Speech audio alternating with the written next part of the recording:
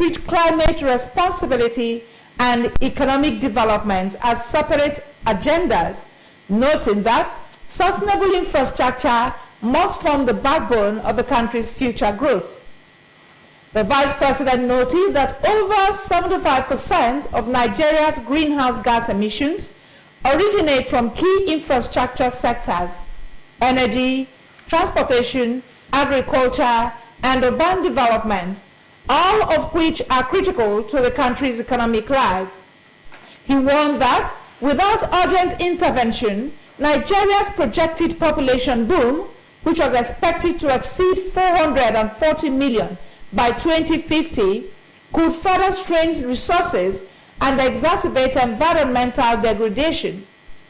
Senator Shettima announced the launch of several government-backed initiatives aimed at accelerating climate resilience, including a state innovation challenge park, regional climate engagement clinics, and a new white paper on green growth financing that underscores the economic potential of decarbonization.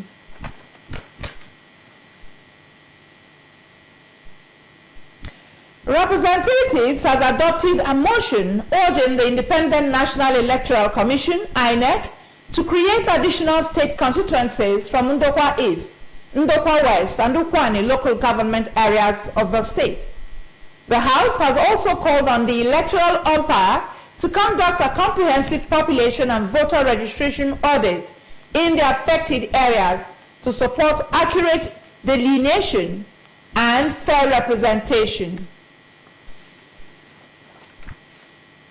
The House of Representatives has adopted a motion urging the Independent National Electoral Commission, INEC, to create additional state constituencies from Ndokwa East, Ndokwa West, and Ukwani local government areas of the state. The House has also called on the electoral umpire to conduct a comprehensive population and voter registration audit in the affected areas to support accurate delineation and fair representation.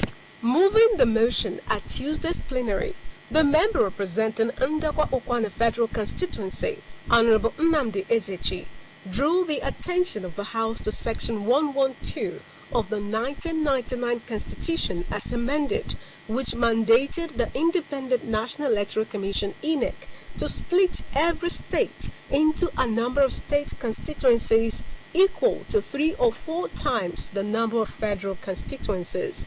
The federal legislature noted that Delta states with 10 federal constituencies currently had 29 state constituencies instead of the constitutional requirement of 30 or more. Recalling that the delineation of the Ndokwa East local government area during the Third Republic had been reversed due to population concerns at that time, pointing out that recent election figures and population growth now justified restoring and expanding the representation.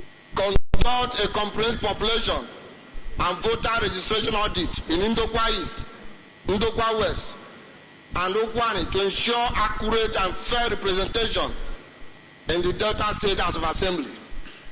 2. Mandate the Committee on Electoral Matters to interface with the INEC and other relevant stakeholders to facilitate the creation of additional constituencies in compliance with constitutional provisions. Honorable Ezechi argued that continued underrepresentation of the affected areas in the Delta State Legislature undermined equitable resource distribution and effective governance, as the areas were contributing meaningfully to the state's development. Following the adoption of the motion, the House mandated its Committee on Electoral Matters to engage with INEC and other relevant bodies to ensure timely implementation of the delineation process.